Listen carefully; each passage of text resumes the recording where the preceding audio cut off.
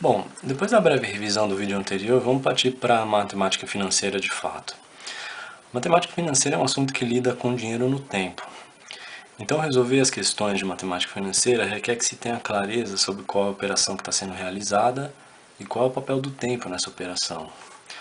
Para começar a entender isso, vamos ver como é feito o cálculo de juros simples, que corresponde ao regime de capitalização simples. Tomando um exemplo, vamos imaginar que um consumidor precisa adquirir um computador com urgência, mas só vai ter o dinheiro necessário daqui a 2 meses. O computador custa R$1.000. O computador custa R$1.000 e ele resolve tomar esse valor emprestado para pagar 2 meses depois a uma taxa de juros simples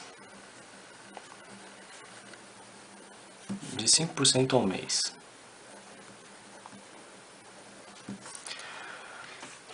A pergunta é, qual o valor pago após 2 meses? Bom, alguns nomes úteis. Nesse exemplo, o valor que o consumidor tomou emprestado, os 1.000 para comprar o computador, a gente vai chamar de capital.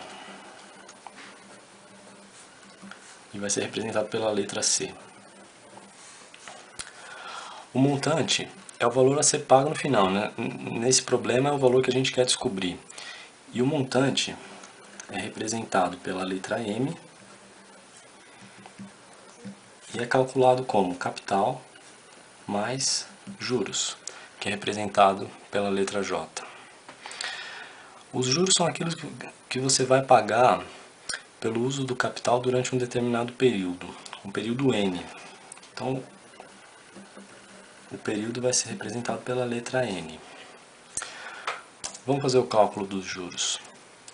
Então, os juros são calculados como capital vezes a taxa de juros, que é I. Vou colocar aqui para lembrar, ó. Taxa de juros é I, vezes o período. Então, os juros é capital vezes taxa de juros vezes período.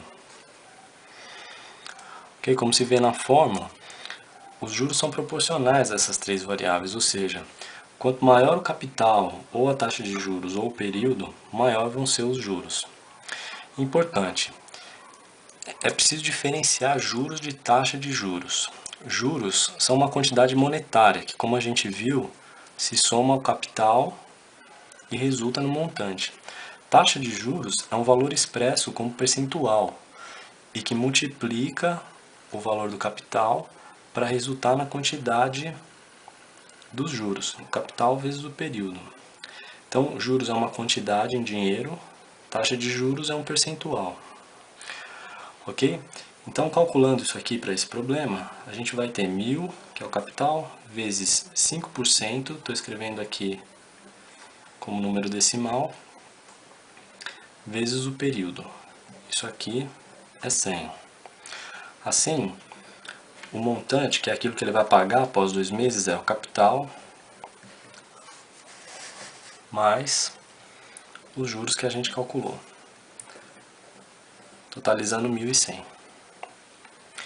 Ok? Escrevendo de maneira genérica, então, o montante vai ser capital mais os juros. No entanto, juros a gente pode escrever substituindo isso aqui. C vezes I, desculpa, é N. C vezes I vezes N, que é o cálculo dos juros. Capital, taxa de juros, período. Colocando o capital em evidência, eu vou ter 1 mais NI. Só invertir aqui, tá? Ok, essa é a fórmula para o cálculo de um montante com juros simples. Então, antes de seguir com mais um exemplo, eu vou falar sobre algo que é bastante útil para entender os problemas de matemática financeira. Eu quero mostrar o diagrama de fluxo de caixa. A gente vai começar com uma linha horizontal.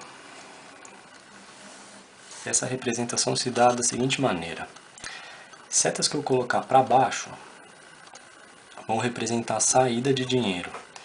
Setas que eu colocar para cima vão representar a entrada de dinheiro. Então, Para o problema que a gente acabou de ver, eu representaria da seguinte maneira. O consumidor recebeu R$1.000 para fazer aquela compra